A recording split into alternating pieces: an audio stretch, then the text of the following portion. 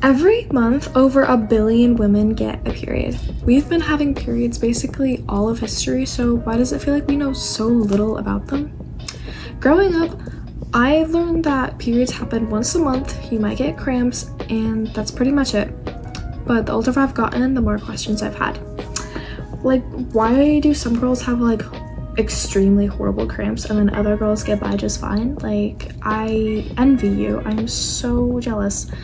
And why did I end up learning more from the internet than like a health class or my parents or my doctor? All my doctor said, get on birth control. all my mom said, birth control worked for me. You should get on birth control. This is why I started researching, because I'm like, okay, every month my cramps keep getting worse. Every month my ovulation cramps keep lasting longer and are getting worse. Like a couple days ago, I thought I started my period early just because my ovulation cramps were like absolutely insane. And I was like, my period was like 1 month ago, or 1 week ago. Sorry, not 1 month. That would be crazy. And I was like, that is not normal. I searched it up and it's not normal to have ovulation cramps for longer than 3 days. I had ovulation cramps for 3 days. And this month I might have for longer because every single month it keeps getting worse. And I'm like, what the fuck is going on? I don't know if any of that's happening to y'all. But I'm here to help you out. If you have questions, I'm probably going to answer them in this video. I never really questioned periods when I first got one. I was like, okay, I bleed and it hurts. And it's something that affects half the population, so I assumed you would know everything about it, right? Because half of the people here should know, right? But no. I would hear my friends talk about how much pain they're in, and I would have like friends skip school. I would have friends skip school and they would text me, or no, I would text them and I'd be like, where are you? And they're like, I can't get out of bed, my cramps are so horrible. And I'm like, girl, that is not okay. Like, I mean, I get by pretty fine. I also got my period later than all my friends in middle school. Like, I got it at like 15, all my friends already had it, and they're like, oh, you're so lucky. And I was like, but I feel left out, like, come on. That's when I realized I didn't really know that much about periods. I wanted to like get into it. So I started researching, and I found out while we know a lot about menstruation, researchers have also pointed out that menstrual health and Many? female-specific conditions are understudied and historically receive less attention, like endometriosis, a great example. There's so much more research for male pattern baldness than there is for endometriosis. Endometriosis is a chronic condition. Male pattern baldness, it deals with your appearance. Why do we care more about a man's appearance than a chronic condition for women? Make it make sense. Anyways, let's get into what is a period. A period, basically, or it can also be called menstruation, is a monthly shedding of the uterine lining through the vagina. It's a natural part of female reproductive cycle and happens when pregnancy does not occur. So if you went bang bang and you get your period, you're free, okay? You get your period, no baby. There's a uterine lining buildup. Hormones from the ovaries, which is mainly estrogen and progesterone, cause the uterine lining to like thicken in preparation for a possible pregnancy, which can happen more likely on your ovulation. Ovulation is around the middle of the cycle. The cycle lasts 4 weeks. Around the middle of the cycle, an egg is released from the ovary and travels through the fallopian tube to the uterus. I can't believe like that is happening inside me, and that's why it hurts so bad. Like, that's happening? Jesus Christ. And if no pregnancy occurs, the hormone levels drop, causing the thickened lining to break down and shed. This mixture of blood and tissue flows out through the cervix and the vagina. So that's your period. If you don't get pregnant, there will be a buildup of uterine lining, and then it'll start to shed, which is the blood and the clumps. If you're ever in the shower and you see like little clumps, or if you're going to the bathroom, that's what that is. It's nothing bad. It's totally normal. Typical cycle is 28 days, so 4 weeks. It can be 21 to 35, but that's still normal. And the period length, it usually lasts 3 to 7 days, though it can vary. Mine is 5. It's always been 5. Sometimes it's been lower than that, sometimes longer when I was younger, but my length is pretty stabilized now. I'm so jealous of the girls that have only 3-day periods. It's like, I have to do a whole school week with period, dude. So when you should normally get it, it's around 9 to 15 years old, but more likely around 12 to 14. That's why I was like, when am I getting my period? Because I got it at 15. Periods usually stop during pregnancy, but once you had your baby, you're gonna have the worst period of your whole entire life. I've heard too many stories from moms. It's horrible. After menopause, your period will also stop, which occurs between 45 and 55. If you guys want to know more about that, which I know there might be not be a you guys if you're here, I'm so excited to meet you. Oh my god. Because this is my first video, I should have 0 subscribers. Common symptoms of periods: lower abdominal or pelvic cramps. So these are not like actual like muscle cramps that you think of. Oh my god, my leg's cramping. Or like, you know, when your calf cramps and it's like you can see it like pulsing and it's like, it feels like it's stuck and it's like flexing. It's not like that. It's just an immense pain in your lower stomach, your lower back. Sometimes it's the lower of your butt. Sometimes it's like in your pussy lips. And it's not normal. It's not well, it is normal. It's just like not a normal feeling of pain or something you felt before. So it will be distinct and you will know when you're having cramps. Like I was like, is this cramps or like it's just my stomach just hurt? My stomach was just hurting. This was like my first period. And then I found out what true pain feels like. And also sucks because you're expected to keep doing everyday things while you're in immense pain. Like if you have regular cramps, good on you, boo. If you have light cramps, I'm so jealous. But if you have heavy cramps like me, I had to work the other day. I'm a cashier. I had to work with cramps, and I'm just sitting there. I'm like, have a great day. Have a great day. Because I have to stand. I would love to sit. I would love to go to the bathroom and stretch my legs and like. Anyways, you'll also have bloating, breast tenderness, mood changes or irritability, headaches or fatigue. So my mood changes, they get bad. My boyfriend, we've had a couple arguments and I'm on my period right now. I think I know why. Some women also have premenstrual syndrome, which is PMS, or premenstrual dysphoric disorder, which involves physical and emotional symptoms in the day before a period. I sometimes get like cramps before a period, but not as bad as PMSing. I know some girls, I feel so bad. It's horrible. If you notice like very heavy bleeding, severe pain, missed periods, or irregular cycles, please go to a doctor and please make it clear to them that you don't want to get on birth control. It is widely known that a doctor's response to any reproductive issues is birth control. So as soon as you get in there, just be like, I don't want to be on birth control. No type of it, I don't want to be on birth control, it's not an option. And if they bring it up again, interrupt them, say no, it's not an option. Because they're gonna try, because they get money from that.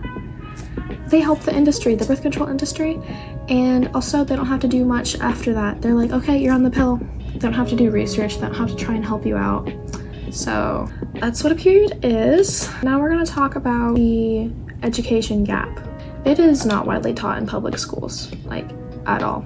And many students, they only learn about menstruation after they've gotten one, often through informal or incomplete sources. Teens usually have to figure out themselves. They usually have to figure out what a period is, why it happens, when and why it starts, how to track and understand their cycle, period hygiene and product use. Like I know with product use, I put the tampon in wrong the first time and slept in it. I put it in wrong. I put it in my uterine tract, whatever that's called, where you pee. I put it there. Not good. Not good. So I searched up on Google photos of how to do it, and that helped me. But I really wish I had someone to like teach me, but I was kind of awkward with my mom. I didn't want that experience with my mom. I wish I had a friend, but I was a freshman, I didn't have many friends. So other things that you usually have to figure out yourself, managing symptoms, when to seek help, emotional and social aspects. I know I get super embarrassed and feel super insecure when I'm on my period. Like in public, like at school, I just sit there and I'm like, cause I'm like, bro, I can feel the blood coming and it's going up my hoo-ha. And dude, almost bleeding through your pants is so horrifying. So if you get a pad, make sure it's up enough. So like, pretend this is your hoo-ha, okay? And this is your pad. Like, this is the vagina, and this is your clitoris. For me, at least, if I'm bleeding pretty fast and there's a lot of blood, it will go up and it'll push up. So if your pad is not high enough to catch that, it will go up and bleed through your jeans or whatever pants you have on. This has happened to me quite a few times. So make sure it's all the way up, but make sure that it will get like at least a quarter of your butt crack, because it will go back there too. For me, I know it goes up a lot. So, not to get too TMI, but just something that happened to me. A lot of symptoms will be dismissed. I'm so sorry. The trend with the period, that's just a great example. Like a guy being moody. Are you on your period? Because it's like, they don't have a reason to be upset. We do, and you're making fun of it. And I know some people will be like, it's not that deep. I know it's misogyny and everything, babe. Like, it is that deep. So symptoms are often dismissed because of certain cultures. Certain cultures think it's a normal part. It's a normal part of being a woman, and there's nothing wrong with it. Well, I mean, a lot of cultures think it's like disgusting and you should never speak of it, which I'm kind of putting myself out there for talking about this on YouTube, because a lot of people think it's gross, you shouldn't talk about it, and I don't care. I'm gonna keep talking about it because it's something that needs to be talked about. It needs to be normalized as something that we can talk about out loud. We don't have to hide our pads going to the bathroom. There is a stigma behind it, and that stigma, it's like mainly secrecy. We're expected to hide our experiences. The secrecy can make it harder to share our experiences and to learn from one another, how to make our lives easier and better with other people's experiences. Like, if you relate to what I'm talking about, like in my personal experience, I'm sure like what I'm saying can help you in your day-to-day life. It can lead to underreporting and misinterpretation because not many people know or feel comfortable because of the stigma surrounding the word period. Like, I know in middle school we would have like code words to me and my girlfriends. We would quote the word like the Japanese flag or Japan, because the Japanese flag is a white flag with a red circle in it. Because we didn't feel comfortable being able to ask out loud, can I have a pad? Or I just started my period. Or can you check me? That is being more normalized though. Like, I've seen on TikTok, like there are videos of girls being like, can you check me? And then it's like over exaggerated, and I think it's super cute. Alright, my camera died, so sorry about that, but it's charging now. Why are symptoms often dismissed? So we're talking about there's a stigma of like secrets and like hiding it, and like it's a secret, no one has to know, baby girl. Misdiagnosis and lack of awareness. Many gynecological conditions such as polycystic ovary syndrome, which is also known as PCOS, and premenstrual dysphoric disorder, which is PMDD, are misdiagnosed and dismissed. A survey found that 24% of women reported being misdiagnosed with gynecological illness, often labeled as just normal women's problems. Low and public medical awareness contributes to this. That's why I'm talking about it, because no one knows. So how, if no one's aware, they're gonna keep getting away with misdiagnosing and not doing anything about it. So there's also a gender bias in healthcare. So much. Women's symptoms are more likely to be attributed to the psychological or lifestyle factors rather than medical conditions. This bias can result in gaslighting, where patients are gaslit and saying they are overreacting or have a low pain threshold. Let that sit in for a moment. If a doctor told me I have a low pain threshold, I might just punch her in the face. I might just do it. So there's systematic and structural issues. Healthcare systems may lack time, resources, or training to address menstrual health comprehensively. This can lead to superficial advice example, just take a pill instead of targeting the actual symptom. And there's also an impact of dismissal. Like, this will change the woman's life. Like, she might believe it and she might be like, I'll just have to live with this and live through it because I'm not strong enough. So also dismissal, it can delay diagnosis like by a long time. Like, a lot of women I've talked to and I've seen on the internet, they had to wait like 5 to 10 years to finally be diagnosed with endometriosis. So yeah, delay diagnosis, worsen quality of life, can cause emotional harm, and chronic pain and mental health effects from untreated conditions can be super severe. And the cycle of misdiagnosis and self-doubt can erode a person's confidence in their own life, which that's horrible, and I honestly feel so bad for people that are going through that. There's also a business side to it. Why is having a period so expensive? Actually, I'm gonna search up how much a pad is right now. The average price of a pad can range from $4 to $9. Standard pads, which is a 30 to 40 count, which is $4 to $9 per pack, and heavy night and heavy flow pads, which is 14 to 22 count, is $5 to $12. I have a heavy flow. I have to pay more money because I have a heavy flow that I can't control. Premium or organic pads, I also get organic. I'll tell you guys about that maybe in another video. I don't think we have enough time. Is $6 to $14 per pack, so it's getting more expensive. And store brands like Walmart, it'll be much cheaper, $3 to $6, because it's such low quality. So why is it so expensive? The menstrual industry makes billions of dollars off of us.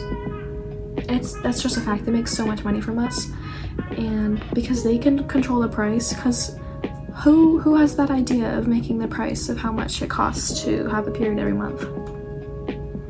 The people that want more money.